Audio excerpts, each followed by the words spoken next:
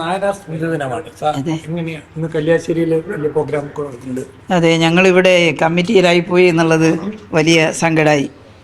രാവിലെ പയ്യാമ്പലത്ത് പുഷ്പാർച്ചനയും അതിനുശേഷം കല്യാശ്ശേരിയിൽ വളരെ വലിയ തോതിൽ ജനപങ്കാളിത്തത്തോടു കൂടിയുള്ള അനുസ്മരണ പൊതുയോഗം ഇന്ന് നടക്കുകയാണ്. സഖാവ് നായനാർ എല്ലാ കാലത്തും ഒരു വികാരമാണ്, ആവേശമാണ്. CPIM-ൻ്റെ വളരെ സമുന്നതനായ നേതാവായി പാർട്ടിക്ക് നേതൃത്വം നൽകി എന്നുള്ളത് മാത്രമല്ല, കേരള നിയമസഭയിൽ അദ്ദേഹം 3 തവണ മുഖ്യമന്ത്രിയായി സത്യപ്രതിജ്ഞ ചെയ്യുകയുണ്ടായി. എല്ലാം കൂടി 10 വർഷത്തിലേറെ മുഖ്യമന്ത്രി പദത്തിലിരിക്കാൻ അദ്ദേഹത്തിന് സാധിച്ചിരുന്നു. ഓരോന്നും നായനാരുടെ കൂടെ കുറച്ച് സമയം നിൽക്കുമ്പോൾ അതെല്ലാം ഏറ്റവും വലിയ ജീവിത അനുഭവങ്ങളായിട്ട് മാറുകയായിരുന്നു എന്നുള്ളതാണ് വസ്തുത. ഏറെ ജനകീയനായ, എന്നാൽ വളരെ കരുത്തനായ, വളരെ ഉറച്ച അഭിപ്രായമുള്ള ഒരു കമ്മ്യൂണിസ്റ്റായിരുന്നു സഖാവ് VK നായനാർ. എന്നെ സംബന്ധിച്ചിടത്തോളം 96-2001 കാലഘട്ടത്തിൽ നായനാർ മുഖ്യമന്ത്രിയായ മന്ത്രിസഭയിൽ ഒരു MLA ആയി. ഞാൻ ആദ്യമായിട്ട് MLA ആവുകയാണ്, ആദ്യമായിട്ടൊരു ജനപ്രതിനിധി ആവുകയാണ്. ആ നിയമസഭയിൽ പങ്കെടുക്കാൻ കഴിഞ്ഞത് ജീവിതത്തിൽ ഏറ്റവും വലിയ അനുഭവമാണ്. വളരെ വളരെ രസകരമായ രീതിയിൽ വളരെ സങ്കീർണമായ പ്രശ്നങ്ങളെയും നിയമസഭക്കകത്ത് ഒതുക്കി തീർക്കാനുള്ള നായനാരുടെ ഒരു വൈഭവം അത് മറ്റാരിലും കാണാൻ സാധിക്കില്ല. ചിലപ്പോൾ പ്രതിപക്ഷം വലിയ ബഹളമൊക്കെ വെക്കുമ്പോൾ ഒന്നും അറിയാത്തതുപോലെ എന്താ ഇവർ ബഹളം വെക്കുന്നതെന്ന് ചോദിക്കും. നായനാർ എന്തെങ്കിലും ഒരു ആക്ഷേപം പറഞ്ഞതിൻ്റെ ഭാഗമായിട്ടായിരിക്കും ആ ബഹളം. പക്ഷേ എഴുന്നേറ്റ് എന്നിട്ട് ചോദിക്കും, എന്താ എല്ലാവരും കൂടി ബഹളം വെക്കുന്നതെന്ന്. അപ്പോൾ സഖാവ് ഇങ്ങനെ പറഞ്ഞു, അല്ലെങ്കിൽ CM ഇങ്ങനെ പറഞ്ഞു, ഞാൻ പറഞ്ഞത് നിങ്ങൾ നന്നാവാനല്ലേ എന്ന മട്ടിലാണ് പറയുക. ഒരു തവണ വേണുഗോപാലിനോട്, KC വേണുഗോപാലിനോട് നടത്തിയ ഒരു ഇടപെടൽ വളരെ രസകരമായിട്ട് എനിക്കിപ്പോഴും തോന്നും. എന്തൊക്കെയോ നായനാർ വേണുവിനെ വഴക്ക് പറഞ്ഞു. അപ്പോൾ അദ്ദേഹം എഴുന്നേറ്റ് നിന്നിട്ട് ഇങ്ങനെ എപ്പോഴും പറയുന്നത് ശരിയല്ല, ഞാൻ ജനങ്ങൾ തിരഞ്ഞെടുത്ത് ഇവിടെ വന്നിട്ടുള്ള ജനപ്രതിനിധിയാണ് എന്നൊക്കെ പറഞ്ഞ് നല്ല ഒച്ച വെച്ചു. അപ്പോൾ നായനാർ അടുത്തുള്ള TK-യോട് ചോദിച്ചു, എന്താ ഈ വേണുഗോപാൽ ഇങ്ങനെ ഒച്ച വെക്കുന്നത്? അപ്പോൾ പറഞ്ഞു, അത് സഖാവ് അദ്ദേഹത്തെ എന്തൊക്കെയോ പറഞ്ഞില്ലേ, അതുകൊണ്ടാണ് എന്ന് പറഞ്ഞു.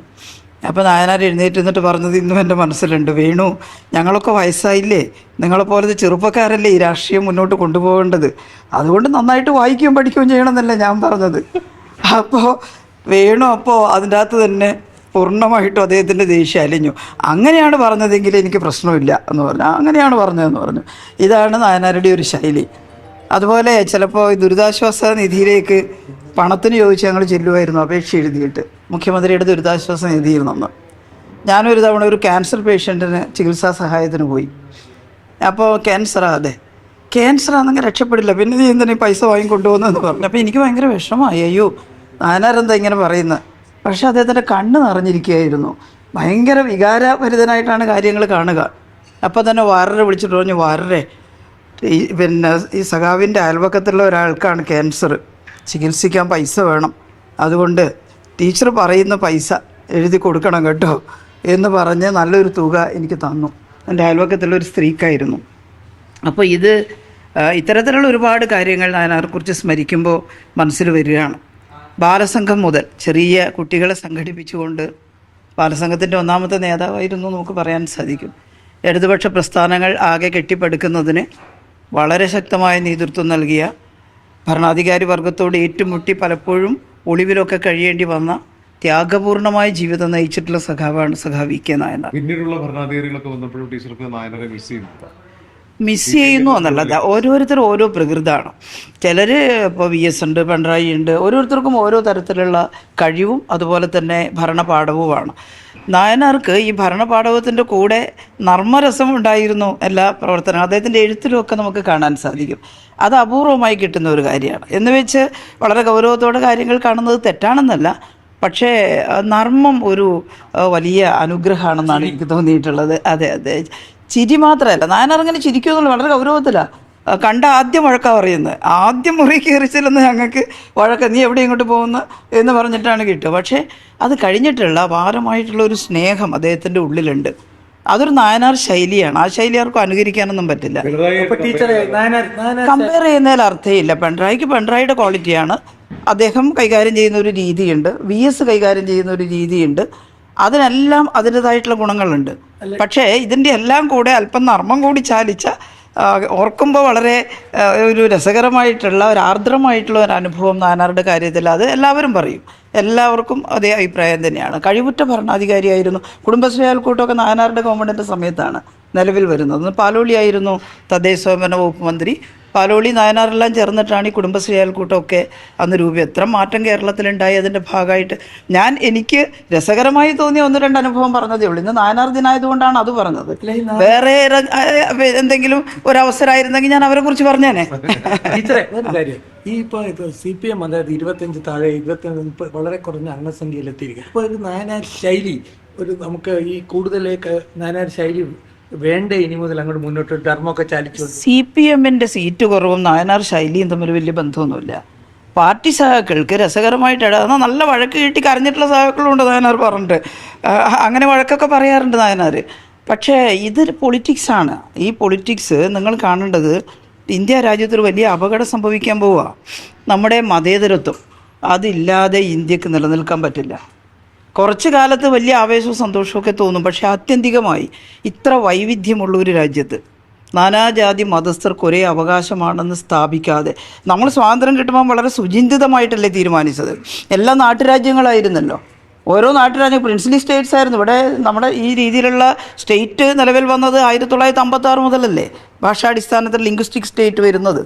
നമ്മളെന്തിനാണ് ലിംഗ്വിസ്റ്റിക് സ്റ്റേറ്റ് ആക്കിയത്? ജാതിയുടെയോ മതത്തിൻ്റെയോ മറ്റേതെങ്കിലും ഒന്നിൻ്റെ അടിസ്ഥാനത്തിലല്ല, ഇങ്ങനെ നമുക്കാക്കാം. എന്നിട്ട് 1600-ലേറെ ഭാഷകളുണ്ട്. പിന്നെ എത്രയോ ഉണ്ട്, അതിൽ വളരെ കൂടുതലുണ്ട്. 6400-ലേറെ ജാതികളുണ്ട് ഈ രാജ്യത്ത്. അതുപോലെ 6-ലേറെ മതങ്ങളുണ്ട് ഇവിടെ. അപ്പോൾ ഇങ്ങനെ വൈവിധ്യം, അവരുടെ ഭക്ഷണ രീതി വ്യത്യസ്തമാണ്, പ്രാർത്ഥന വ്യത്യസ്തമാണ്, അവരുടെ ആചാരാനുഷ്ഠാനങ്ങളെല്ലാം വ്യത്യസ്തമാണ്. അപ്പോൾ അങ്ങനെയുള്ള ജനങ്ങളെ ഒറ്റയടിക്ക് നിങ്ങളെല്ലാം കൂടി ഒരേ രീതിയിലാവണം എന്ന് പറയാൻ നമുക്ക് കഴിയില്ല. ആ ഏകതാനതയല്ല, വൈവിധ്യത്തിലുള്ള ഏകത്വം. ആ ഏകത്വം ഇന്ത്യൻ പൗരത്വത്തിൽ അധിഷ്ഠിതമായതാണ്. ഇപ്പൊ ഈ തെരഞ്ഞെടുപ്പിൽ തോൽവിക്ക് ശേഷം പല ജില്ലാ കമ്മിറ്റികളും ചേർന്നു. ടീച്ചറെ പേരാവൂരിൽ നിർത്തി തോൽപ്പിക്കുകയായിരുന്നു എന്നടക്കം ആക്ഷേപങ്ങൾ വരുന്നുണ്ട്. നേതൃത്വത്തിന് ടീച്ചറിന്റെ കാര്യത്തിൽ ഒരു പിഴവ് സംഭവിച്ചു? ഇല്ല, ഞാൻ ഇന്നലെ ഇതിന് മറുപടി പറഞ്ഞതാണ്. അതായത് ഞങ്ങളിൽ എല്ലാവരും പലയിടത്തും മത്സരിക്കും. ജയിക്കുന്ന സീറ്റിലും മത്സരിക്കും, തോക്കുന്ന സീറ്റിലും മത്സരിക്കും. ഇതിൽ നിങ്ങൾ മനസ്സിലാക്കേണ്ടത് CPM-ന്റെ കമ്മിറ്റിയിൽ ഒരു ചർച്ച വന്ന് ഇന്നയാൾ ഇന്നടത്ത് മത്സരിക്കണമെന്ന് തീരുമാനിച്ചേ എനിക്ക് ആ സീറ്റ് വേണ്ട, എനിക്കിത് മതി എന്നൊന്നും പറയാൻ മറ്റൊരു പാർട്ടിയെ പോലെ ഞങ്ങളാരും പറയാറില്ല. അങ്ങനെ പറഞ്ഞാലെന്താ കുഴപ്പം ചെയ്യും? കുഴപ്പമൊന്നുമില്ല, പക്ഷെ പറയാറില്ല. മൊത്തത്തിൽ എല്ലാവരും കൂട്ടായി എടുക്കുന്ന തീരുമാനം എന്താണോ അത് ചെയ്യും.